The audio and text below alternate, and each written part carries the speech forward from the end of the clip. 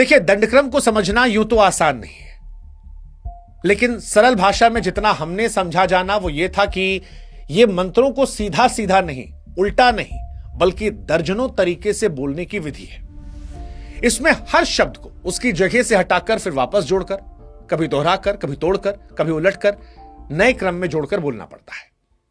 और इसीलिए यह सिर्फ याददाश्त की ताकत से नहीं हो सकता। यह ध्वनि, सांस, लय, आवाज, दिमाग के बीच का बेहतरीन तालमेल होना चाहिए। उदाहरण के तौर पर, जैसे किसी व्यक्ति का नाम हो मैथिली महेश रेखे। अब खाली 3 नाम है, लेकिन दंडक्रम में ऐसे नहीं कहा जाएगा। दंडक्रम में कहा जाएगा मैथिली महेश, महेश मैथिली, रेखे महेश, महेश रेखे, मैथिली रेखे, रेखे मैथिली, और फिर उल्टा संयोजन, और फिर इसके बाद शब्दों को जोड़कर फिर उसे अलग अलग क्रम में रखकर यह प्रक्रिया सैकड़ों बार अलग अलग शैली में दोहराई जाती है। और यह एक नाम नहीं, जिसकी हम बात कर रहे हैं, ये 2000 मंत्र है। 2000 मंत्र। अब आप कल्पना करके देखिए कि एक नाम का क्रम याद करने में दिमाग आपका अटक जाएगा, लेकिन वहां पर 2000 मंत्रों को बिना गलती 50 दिनों तक रोज 4 घंटे बोलना किस स्तर का काम है। यह 200 साल में पहली बार हुआ है। इसीलिए आज हर इंसान हिंदुस्तान के सामने नतमस्तक है। दुनिया भर के वैज्ञानिक कह रहे हैं कि भाई साहब, ये ह्यूमन ब्रेन के हाई परफॉर्मेंस मोड जैसा है।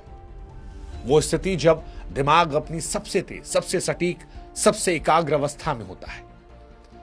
आज मशीनें तेज हैं, कंप्यूटर अरबों गणनाएं कर सकते हैं, एआई मॉडल सेकंड में किताब पढ़ लेता है, पर फिर भी किसी मशीन में इतना जीवंत नियंत्रण नहीं कि वह ध्वनि की ऐसी बारीकियों को इतनी सटीकता से दोहरा सके। और सबसे बड़ी बात जानते हैं आप क्या है? दंडक्रम में अगर एक भी गलती होती है तो आपकी पूरी साधना फेल। फिर आपको शुरू से शुरू करना पड़ता है। यहां पर कोई बैक स्पेस का ऑप्शन नहीं है। यह नहीं कि आपने एडिट कर दिया या चलो फिर से एक ट्राई करते हैं, अटेम्प्ट 2, अटेम्प्ट 3, नहीं। यह वो परीक्षा है जिसमें सिर्फ वही पास होता है जिसके दिमाग ने खुद को मशीन नहीं बल्कि उससे ऊपर की किसी स्थिति में ढाल लिया। और यह काम दुनिया के सबसे पुराने शहर काशी में हुआ है।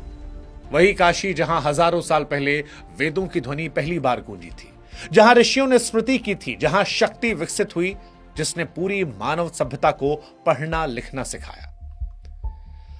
अब ये उपलब्धि दुनिया में तहलका मचा रही है। विदेश में लोग हैरान हैं कि कोई बच्चा बिना टेक्नोलॉजी के सिर्फ स्मरण के बल पर इतना कैसे कर सकता है। पूरी कहानी सुनने के लिए हमारे YouTube चैनल पर जाएं, शुभांकर मिश्रा YouTube पर सर्च करें और इस वीडियो को जरूर देखें। साथ ही हमारे WhatsApp चैनल से जरूर जुड़ें ताकि हमारा आपका रिश्ता और ज्यादा मजबूत हो सके।